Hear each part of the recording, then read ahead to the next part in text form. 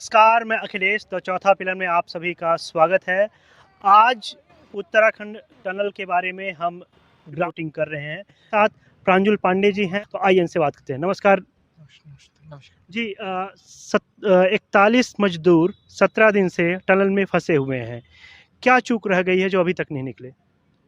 देखिए, इसमें अगर मैं बहुत गहराई से बात देखूँ, तो मुझे समझ में आता है कि इसमें कई तरीके की चूकें दिख रही हैं और उसमें आपका वहाँ का पर्टिकुलर मौसम भी शामिल है। हम सब जानते हैं पहाड़ी क्षेत्र है, तो वहाँ पर रेस्क्यू ऑपरेशन के दौरान कई सारी मशीनरी को वहाँ तक हैवी मशीनरी को ले जाना बड़ी समस्या वहाँ पर है।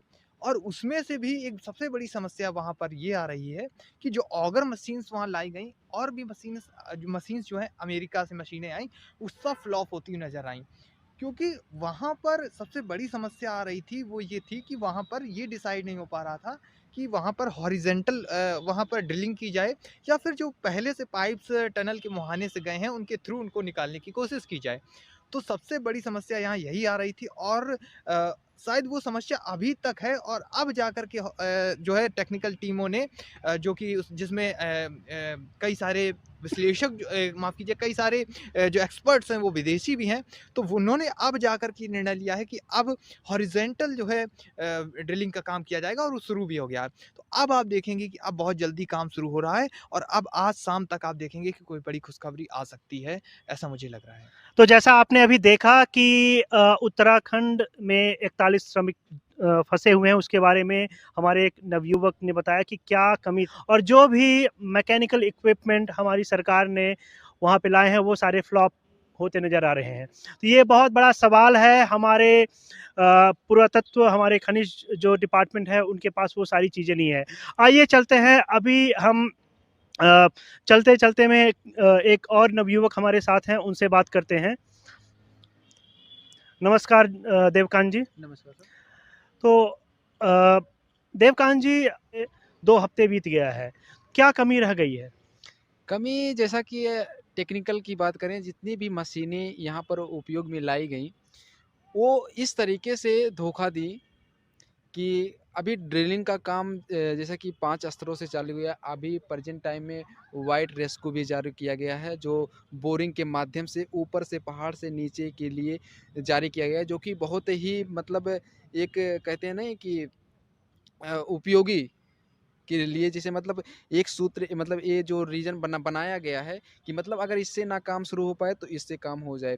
तो अभी जो है लगभग 56 से 58 मीटर का जो ड्रिलिंग का काम है वो हो गया है, जैसा कि आज सुबह मुख्यमंत्री वहाँ के बताएं, और 8 से 10 मीटर का काम सुबह में बाकी था।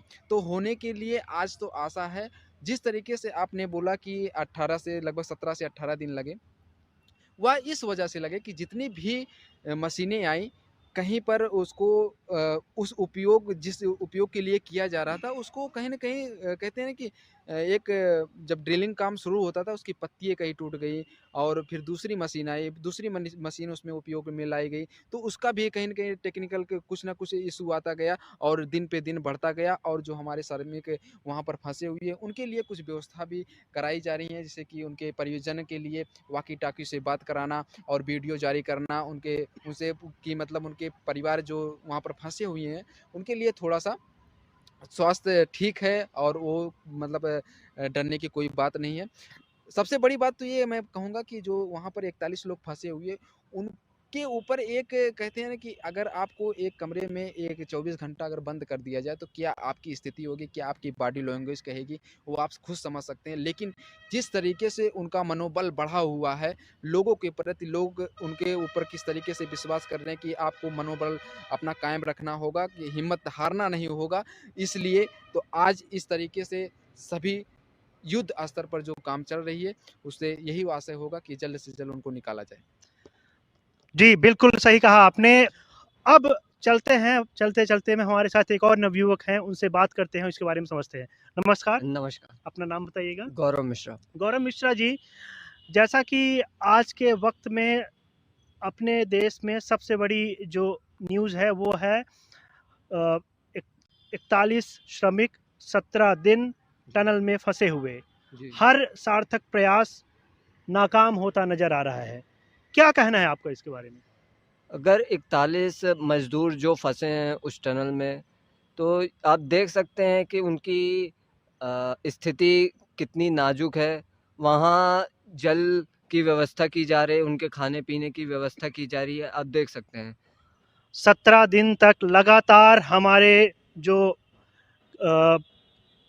लोग हैं, जो फँसे हुए हैं, उनका मनोबल जिस तरह से बढ़ाया जा रहा है और जिस तरह से हमारी सरकार तरह-तरह के इक्विपमेंट ला रही है और युद्ध स्तर पे इस चीज़ पे कार्य किया जा रहा है, इससे ये पता चलता है कि हमारा जो सरकार है, हमारी जो देश की बागडोर है, वो सशक्त